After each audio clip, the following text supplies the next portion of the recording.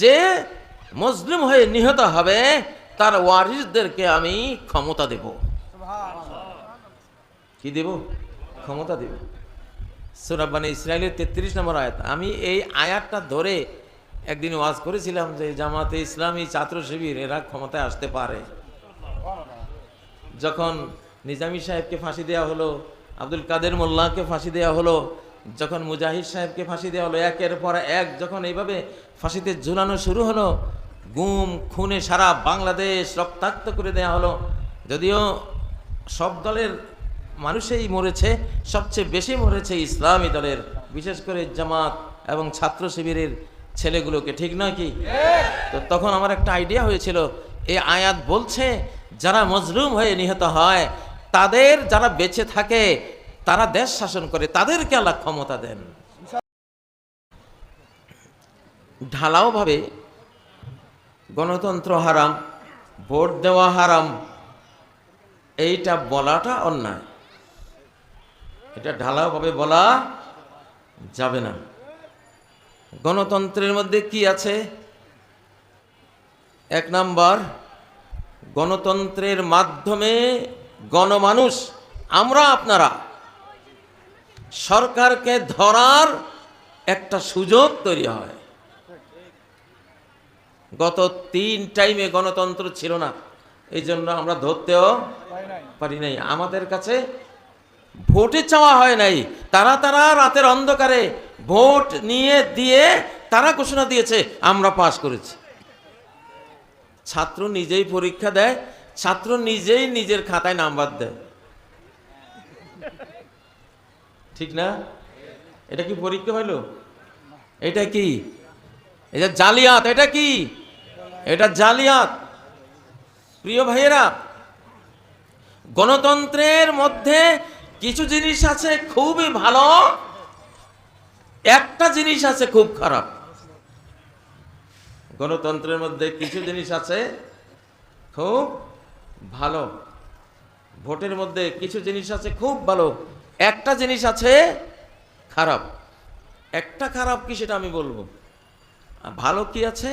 এক নাম্বার, যে শাসক যখন এটা চিন্তা করে যে 5 বছর পরে একবার গণমানুষের কাছে আমাকে সমর্থন ভোট আদায়ের জন্য যেতেই হবে, তখন সে কিছু ভালো কাজ অবশ্যই করে। একটা জবাবদিহিতার ভয় তার কাছে থাকে। আগের যুগে হযরত ওমর, আবু বকর সিদ্দিক, ওসমান, আলী খোলাফায়ে রাশেদার সময়ে যেরকম গণমানুষের অধিকার ছিল, ওমর বললেন যে যদি কোনো নারীর মোহরানা 450 দিরহামের বেশি হয় তাহলে সেই বেশিটা আমি সরকারি ট্রেজারিতে জমা করে দেব, এটা ওই মহিলাকে দেব না।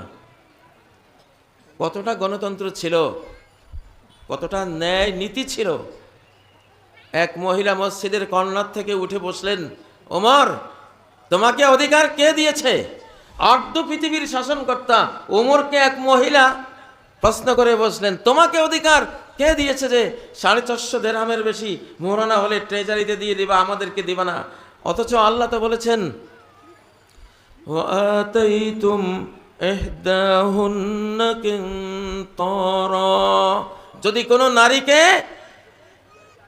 একটা গরুর চামড়ার ভিতরে যত পরিমাণ স্বর্ণ ধরে এই পরিমাণ স্বর্ণ যদি মোহরানা দাও দিতে পারো,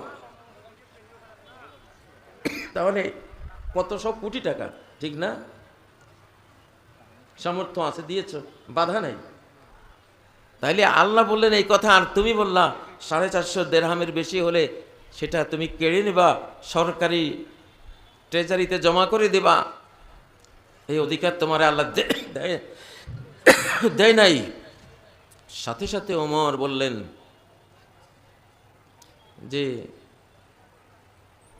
আসাবাতে মুরাআতুন ওয়া আখতা ওমর, একজন নারী সত্য মাসালা দিয়েছে, সত্য আইন দিয়েছে, আর ওমর ভুল আইন দিয়েছিল।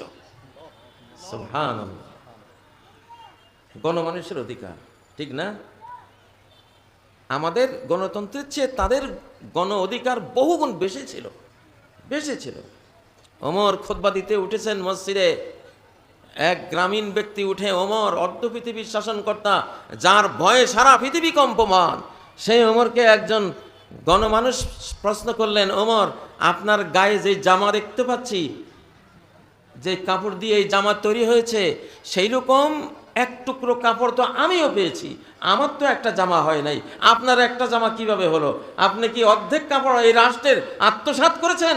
আগে এর উত্তর দেবেন, পরে খুতবা দেবেন, না হলে আপনাকে খুতবা দিতে আমি দেব না। লিল্লাহি তাকবীর। কি অধিকার! আল্লাহু আকবার। পরে হযরত ওমরের ছেলে আব্দুল্লাহ পাশে বসা, মসজিদে তিনিও ছিলেন, তিনি দাঁড়ালেন, বললেন যে ভাইজান, আমার বাবা যেমন এক টুকরো পেয়েছে, আপনি পেয়েছেন, আমিও এক টুকরো পেয়েছি। এক টুকরোতে একজনের কাপড় জামা হয় না, এই জন্য আমার টুকরোটা আমি আমার বাবাকে দান করে দিয়েছিলাম, সেজন্য ওনার একটা জামা হয়েছে। সুবহানাল্লাহ। এরকম সরকার কারা কারা চান?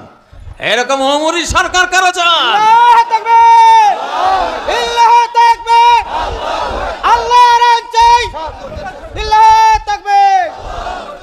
তাহলে বুঝে গেল গণতন্ত্রের মধ্যে এইভাবে রাষ্ট্রপতিকে ধরার একটা মস্ত বড় সুন্দর জিনিস আছে, আছে।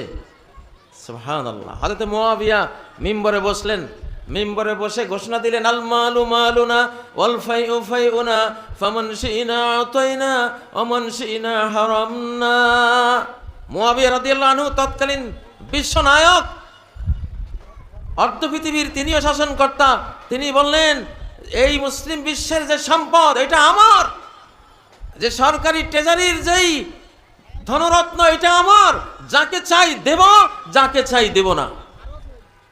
জুমার দিন ঘোষণা দিলেন, ভয়ে কেউ কিছু বলল না। দ্বিতীয় জুমায় আবার একই কথা, এই সম্পদ আমার, এই ধনরত্ন আমার, যাকে চাই দেব, যাকে চাই দেব না। আবার ঘোষণা দিলেন, কেউ কিছু বলল না। তৃতীয় জুমায় আবার বললেন। এইবার এক পাবলিক গণমানুষের একজন দাঁড়িয়ে বললেন, অসম্ভব মুআবিয়া, কি বলছেন আপনি জুমাতে দাঁড়িয়ে যে সব সম্পদ আপনার? সব সম্পদ আমাদের, আমরা যাকে চাই দেব, যাকে চাই দেব না।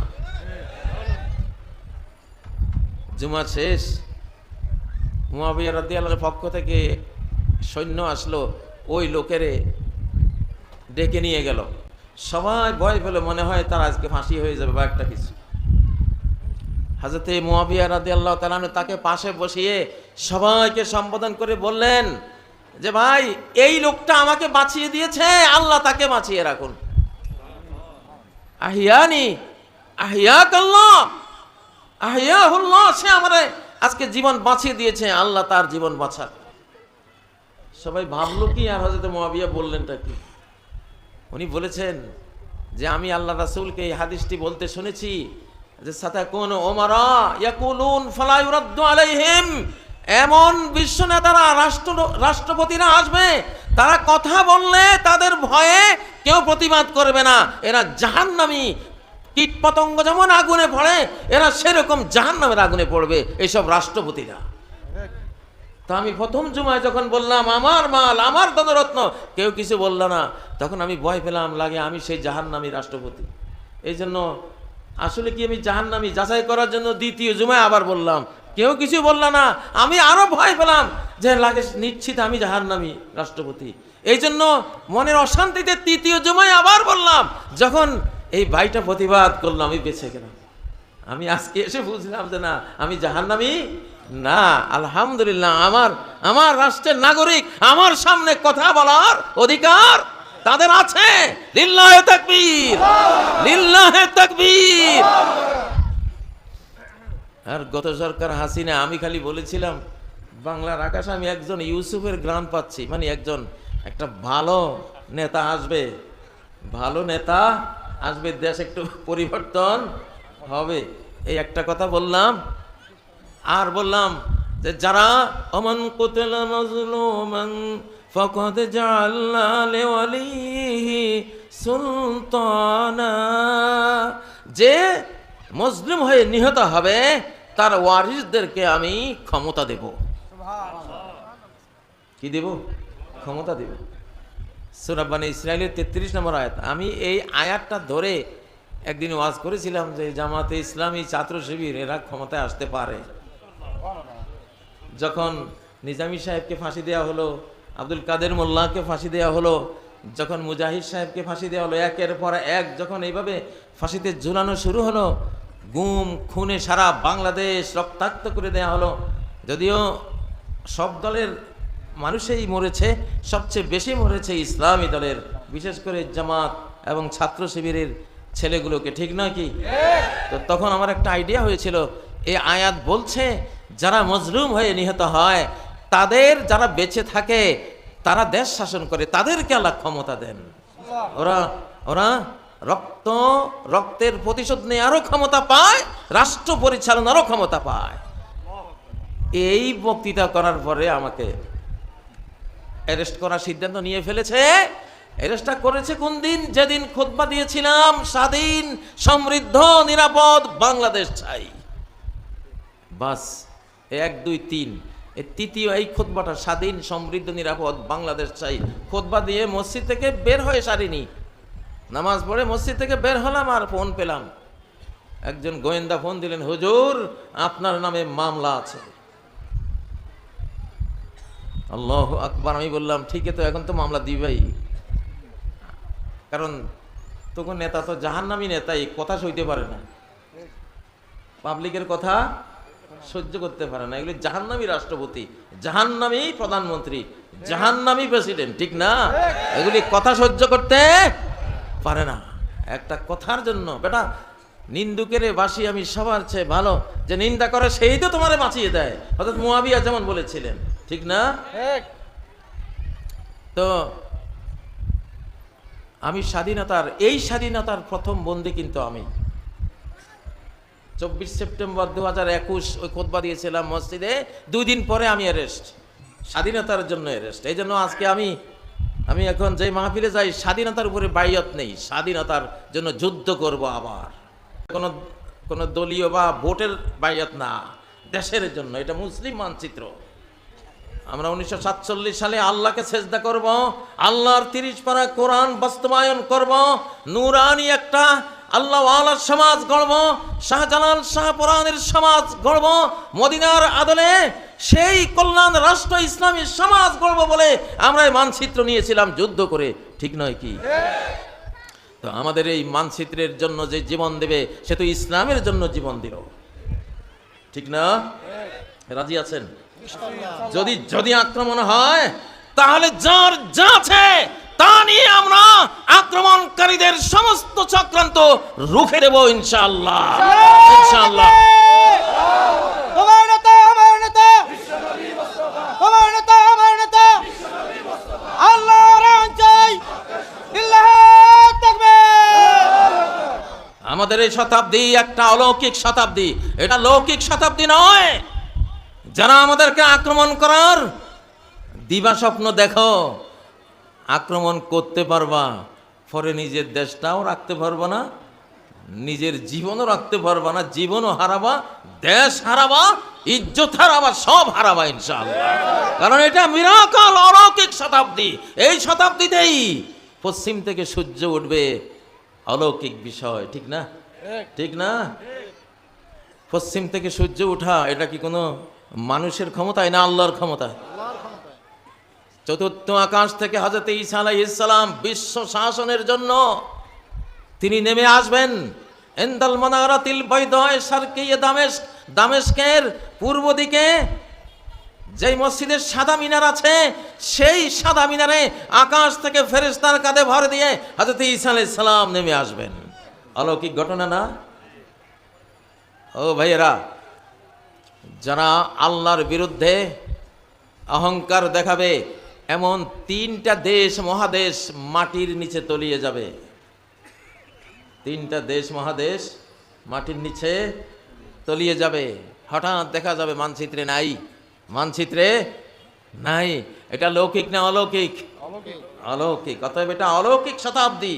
এই শতাব্দীতে কুকুর, বিড়াল, শিয়াল, বাঘ, ভাল্লুক লা তাকুমু সাআ হাত্তা তুকাল্লিমা সাবাউল ইনস, কিয়ামত ততক্ষণ কায়েম হবে না যাবৎ সকল হিংস্র প্রাণী মানুষের সাথে কথাবার্তা না বলবে। কুকুর আপনাকে জিজ্ঞাসা করবে, ভাই কোত্থেকে আসছেন, কেমন আছেন, কেমন লাগে কর। আপনার বিড়াল আপনাকে বলবে, ভাই বাজার থেকে আমার জন্য একটু এটা নিয়ে আসো। হ্যাঁ, হাত্তা ইউকাল্লিমার রাজুলা আযাবাতু সাউতিহি ওয়া শিরাকুন আলাইহি, মানুষের সাথে কথা বলবে, তার বেত হাতে যে বেত থাকবে, বেত চিনেন, লাঠি, লাঠির আগা কথা বলবে। ওয়া শিরাকুন আলাইহি, তার স্যান্ডেলের ফিতা, স্যান্ডেলের যে ফিতা আছে না, ফিতায় কথা বলবে। অয়ুকবিরুহু ফাকিজুহু বিমা আহদাসা আহলুহু বাদা, সে গেছে ঢাকা, তার রান তাকে বলতেছে তোমার স্ত্রী তো বাড়িতে নাই, আরেকখানে গেছে। তখন আর টেলিভিশন লাগবে না, মোবাইল লাগবে না, আপনার চামড়ায় সব সংবাদ দিবে। লৌকিক না অলৌকিক? এই অলৌকিক শতাব্দী, এটা অলৌকিক শতাব্দী। লা ইলাহা ইল্লাল্লাহু আল্লাহু আকবার, তাকবীরের ছোটে সৈন্যবাহিনী বেঈমান সৈন্যদের বেরাক ভেঙে চলে যাবে, ট্যাঙ্ক উড়ে যাবে, সাজোয়া যান ধ্বংস হয়ে যাবে। শাহাতিল উজু বলে এক মুঠি বালি মারলে তাদের বিশাল বিশাল যুদ্ধের যে যানবাহন আছে এগুলি ধূলিসাৎ হয়ে যাবে। এটা সেই শতাব্দী ইনশাআল্লাহ। ভয় আছে কোনো ভয় নাই। ও ভাইয়েরা, তো বলতেছিলাম গণতন্ত্র ঢালাও ভাবে কেউ হারাম বলবেন না, ব্যাখ্যা করবেন, বিশ্লেষণ করবেন কি কি জিনিস আছে এখানে। তো এখানে একটা জিনিস তো পাইলাম, গণমানুষের অধিকার থাকলে প্রেসিডেন্টকে, প্রধানমন্ত্রীকে তারা ধরতে পারে। গত 15 বছর ধরতে পারছি? ধরতে গেছি তো মরছি। ধরা তো দূরে থাক, একটা সমালোচনা করলে মরছি, ঠিক না? গণতন্ত্র ছিল না, তাহলে গণতন্ত্র থাকা জরুরি নাকি জরুরি না? অবশ্যই জরুরি। 2 নম্বর পয়েন্ট, জনগণ তাদের মন মতো কে সবচেয়ে ভালো, কে সবচেয়ে মুসলিম সমাজে আল্লাহওয়ালা, নীতিবান, দক্ষ, দেশপ্রেমিক, ভারত প্রেমিক না, দেশপ্রেমিক, সে ইসলামিক, শুধু খ্রিস্টান না, সে হিন্দু না, নিজের ধর্মের চেয়ে বেশি অন্য ধর্মকে ভালোবাসে না, সে ইসলামকে ভালোবাসে, ঠিক না? সে আমার বাংলাদেশকে ভালোবাসে, সে আমার বাংলা ভাষাকে ভালোবাসে, হিন্দি ভাষাকে ভালোবাসে না। এইরকম মানুষটাকে যাচাই করার পদ্ধতি হলো তো এই ভোট, ঠিক না? তাহলে এটাকে বলে আরবিতে ইখতিয়ারুল আসলাহ। একটা হলো মুহাসাবাতুল হাকিম, হাকিমের, শাসকের জবাবদিহিতা নিশ্চিত হবে গণতন্ত্রের মাধ্যমে। 2 নম্বর, উত্তম শাসককে আমাদের জন্য আমরা তাকে বাছাই করতে পারবো। 3 নম্বর, মুদাফাতুজ জুলমি ওয়াল উদওয়ান, সঠিক ভোটের সিস্টেম থাকলে শাসক কখনো জালিম হতে পারে না। জালিম হলে ভোট দিয়ে তাকে আমরা উৎখাত করে দিতে পারবো, ঠিক না? তাহলে শাসক, সবচেয়ে ভালো শাসককে গণতন্ত্রের মাধ্যমে এইটা যাচাই বাছাই করে আমরা পাওয়া, এইটা খুব ভালো জিনিস না খারাপ জিনিস? খুব ভালো জিনিস। শাসককে জবাবদিহিতায় বাধ্য করতে পারা গণতন্ত্রের মাধ্যমে, এটা ইসলামে ভালো জিনিস না খারাপ জিনিস? ভালো জিনিস। শাসক জালিম হলে ভোটের মাধ্যমে সেই জালিমের পতন ঘটাবো, জেনুইন ভোটের সিস্টেম তৈরি করে, এটা ভালো না খারাপ? এইটা ভালো। তাহলে ভালো জিনিসকে শরিয়াতে খারাপ, হারাম? হারাম না। আচ্ছা, 4 নম্বর একটা খারাপ জিনিস আছে, সেইটা আমরা হতে দেব না ইনশাআল্লাহ। সেটা আমরা জানি, ইনিল হুকমু ইল্লা লিল্লাহ,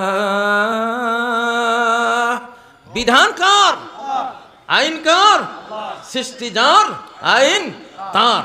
আমরা ভোট দিলাম আর পার্লামেন্টে বসে আপনি মদের জায়েজ করে দিলেন, আপনি জিনাকে বৈধ করে দিলেন, আপনি সুদকে হালাল করে দিলেন, এইরকম শাসক আমরা জীবনে ভোট দেব না। আমরা এবার আলিম ওলামাকে ভোট দেব, ইসলামী দলের যারা প্রার্থী আছে এদেরকে দেখে দেখে ভোট দেব। তারা কোনোদিন মদ, জুয়া, জিনা, ব্যভিচার, সুদ, ঘুষ এগুলির কোনো পারমিশন দেবে না।